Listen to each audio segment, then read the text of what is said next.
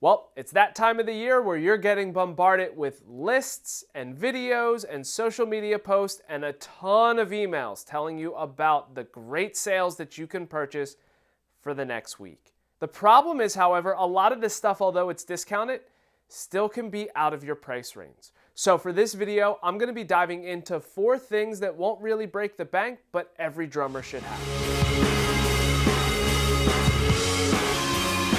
What's going on, everybody? Nick Costa here, and in this video I'm going to be showing you 4 things that I think you should be looking out for with purchasing for this holiday season and Black Friday. Now, as an educator, the biggest thing for me is not only to educate about how to play the drums, but it's about drum material and content in general. And especially this Black Friday season, with companies already giving you heads up of things going on sale and everything else, it can be a little bit overwhelming. But one thing's for certain, there are a few things that every drummer needs. So for this video, I'm going to be showcasing them for you so you can make that decision on whether or not you need it or that drummer in your life needs it. So before we dive into this list, while you're here, make sure you hit the subscribe button as well as the bell notification.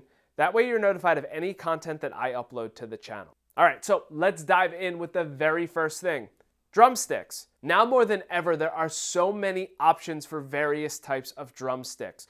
Whether they're different diameters, they have different tips, different tapers. Some of them have weight in the front compared to weight in the back. Some of them are burned in a specific way so they look cool. Which one do you choose? Now, when it comes to drumsticks, a lot of folks will turn around and say, well, if you play this style, try this stick, and if you play this style, try that stick.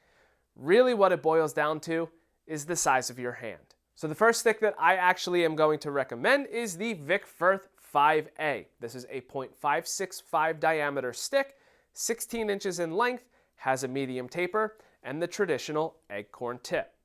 Now, if you are somebody like me who prefers a round or barrel tip for better stick definition, Vic Firth actually makes a 5A barrel stick. Once again, it's a .565 diameter stick. It is a 16-inch long stick with a medium taper. The difference is it just has a barrel tip. So if you're playing a 5A and it feels like you're over gripping the stick or that you actually have some tension going on in your hand, it might actually be too small of a diameter for you. If that's the case, check out the Vic Firth 5B. This is a .595 diameter stick. It is the same length at 16 inches, has a medium taper, just like the 5A, and it also comes in both an acorn and barrel tip. The ones that I have here are the barrel tip because, again, I just prefer the sound of a barrel tip over an acorn on cymbals. Now, if a 5A is too small of a stick, but a 5B feels a little bit too big, then you can actually go with a stick that's a little bit in the middle. One of those options is the Vic Firth 3A. This is a .580 diameter stick, so again, right in the middle, and is actually around 16.18 inches in length, so it's slightly longer than a 5A or a 5B. The difference, however, is with a 3A, it has a shorter taper, which means that it's going to feel a little bit different in the hand weight-wise. Finally, the 3A does have a barrel tip. It's a little bit bigger than that barrel tip that you're seeing on a 5B, so you can get a little bit of cymbal definition. In my personal opinion, I feel like it's not too defined because of the size of that tip,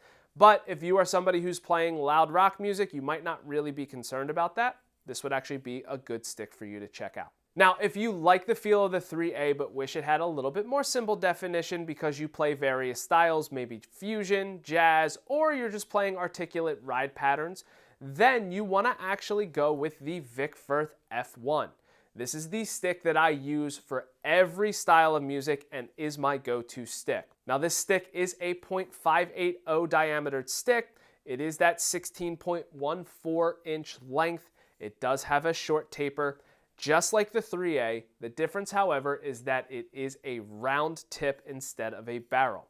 Now you can see, although they are the same diameter, the same length, have the same type of taper, the fact that the tips are completely different sizes and types really changes how they sound and feel on a cymbal. So if you're unsure of where to start out with the 5A, good old run-of-the-mill. Has an acorn tip, play through on both a practice pad and on a drum set so you can feel exactly what these sticks feel like on the surfaces that you're playing on. If you feel like you're over gripping, then you might want to go over to a 5B. Once again, try it on a practice pad and on your actual kit. Listen into how it's rebounding and responding, making sure you're not over gripping the stick, then make that determination of, does the 5B work over a 5A? If not, then maybe you want to find that middle ground like a 3A or an F1. Now, all of these sticks do range in price anywhere between $9.99 and $12.99, depending on where you are purchasing the sticks from, if there is a sale going on, or of course, if it is actually in stock. So if you are interested in purchasing any of these, I have put affiliate links in the description below, take you right to a website to purchase them and try out for yourself. Now, the next category is practice pads. Who would have thought that we would have so many options for practice pads? Conditioning pads, regular practice pads made to feel like marching drums. Aren't they all just pieces of wood with rubber on them?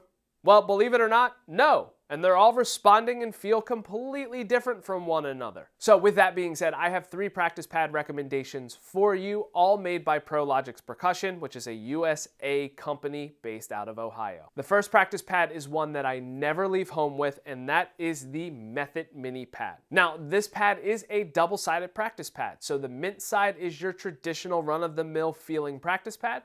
And if you flip it over, it is a recycled black vortex, which is a harder surface that doesn't have as much rebound. This pad is small enough you can put it in any bag, whether it is a larger stick bag or maybe your cymbal bag. Even if you have an accessory backpack or anything else, you can throw this pad in and go and be able to practice anywhere. Now, if you just need a run-of-the-mill practice pad that's gonna stay in your drum room, not have to travel with it or anything else, then I'd recommend the larger version of the Method practice pad.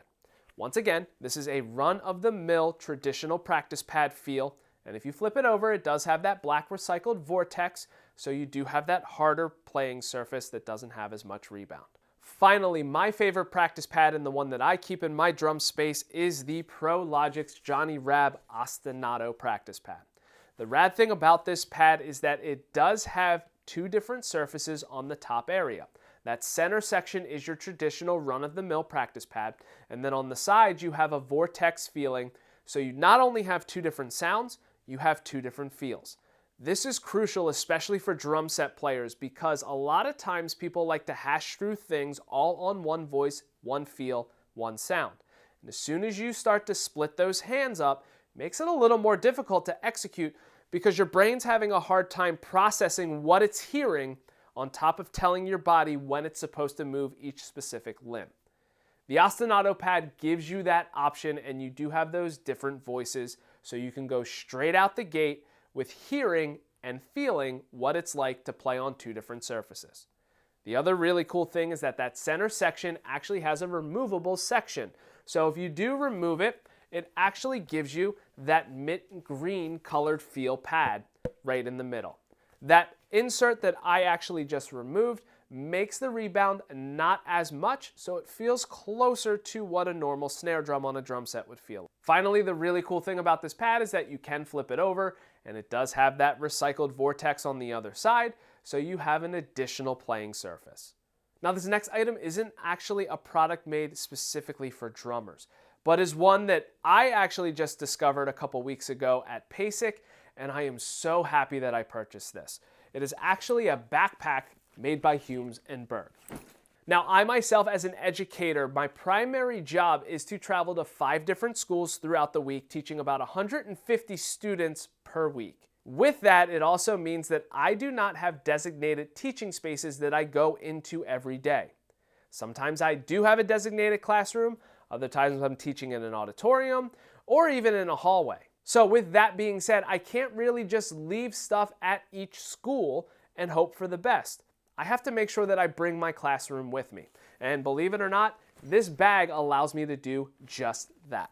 So with this actual bag by Humes & Berg, you can see the footprint of it is actually pretty small compared to other bags that give you that option of carrying a lot of stuff. The difference, however, is that since this does have a smaller footprint and the way that it's organized, that main compartment gives you an option to put a laptop in, as well as maybe a notebook or 2, and there's actual slots in it where I put sticks for my students in case they forgot them for their lesson. Now, the next section of this bag is actually one big section, but it comes with dividers so you can actually have different compartments to it. Now this other section of the bag, I actually have the divider in the middle, so the top section is used for me to put my lunch bag, because let's face it, eating is super important throughout the day.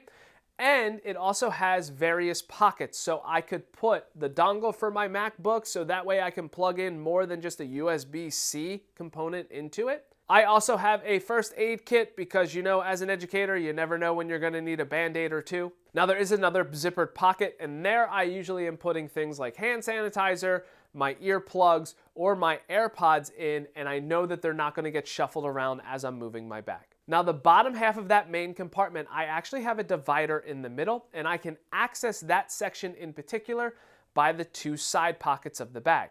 This allows me to put that Method Mini practice pad in there, as well as any tools that are needed for any of the equipment that I am going to encounter, whether that is drum set related or marching percussion. Now those two access points on the side also have compartment pockets as well. So on one side I'm able to put my laptop charger on, and on the other side I have just some odds and end pieces like some tension rods and some Allen keys, just in case if I need them. Now one final thing I want to talk about with this bag is the fact that the back has padding on both the back portion and the straps.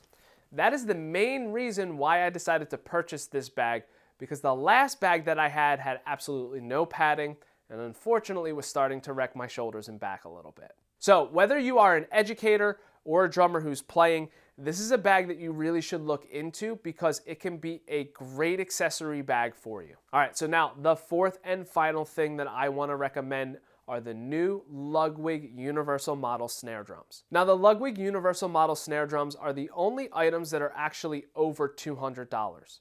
But if you've actually ever gotten an opportunity to play these in person, for the price, they sound fantastic. Now, as soon as they were announced, I myself grabbed one of their Beech model snare drums because I love the sound of beechwood. Now, besides the beechwood snare drum, there are 3 additional wood options, which include mahogany, walnut, and cherry. All of the wood drums are a 6.5 by 14 with triple flange hoops and tube lugs. So really the only difference between them are the actual wood species, which are going to give you different sound characteristics. If you're looking for a drum that's a little bit deeper and beefier sounding, you might want to go with the walnut. Now, if you wanted to take it a step up from there, you might want to look into the mahogany snare drum. I personally believe that the beech is a good run of the mill, which would be the next step from there.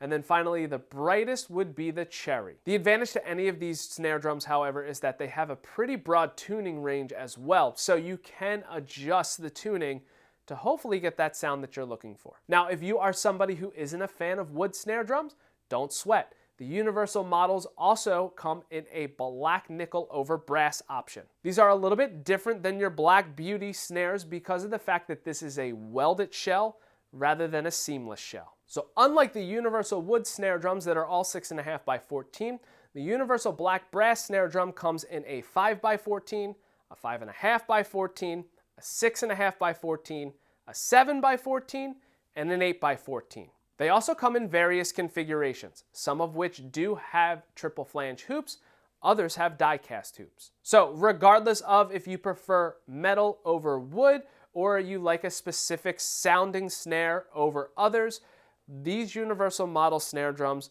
will cover every basis for you. Now, to determine which one actually will best suit your needs, Ludwig actually put demos of all of the drums on their website, and I'll put a link in the description below so you can make that decision for yourself. And there you have it, 4 different categories for things that I recommend you should look into purchasing this time of year. Now, if you have any questions on any of the things that I have recommended or additional items, feel free to leave a comment in the comment section below, and I'll try and help out in any way that I can. And if you enjoyed this video, please make sure that you give it a thumbs up. That way other folks can find it a little bit easier. Now, if you are interested in purchasing anything that I recommended on this video, make sure that you click the links below and also follow all of these companies as they are starting to announce discounts that they are offering for Black Friday and this holiday season. And that is it. Thank you so much for checking out this video. Hopefully you found something new. And until next time, see you later.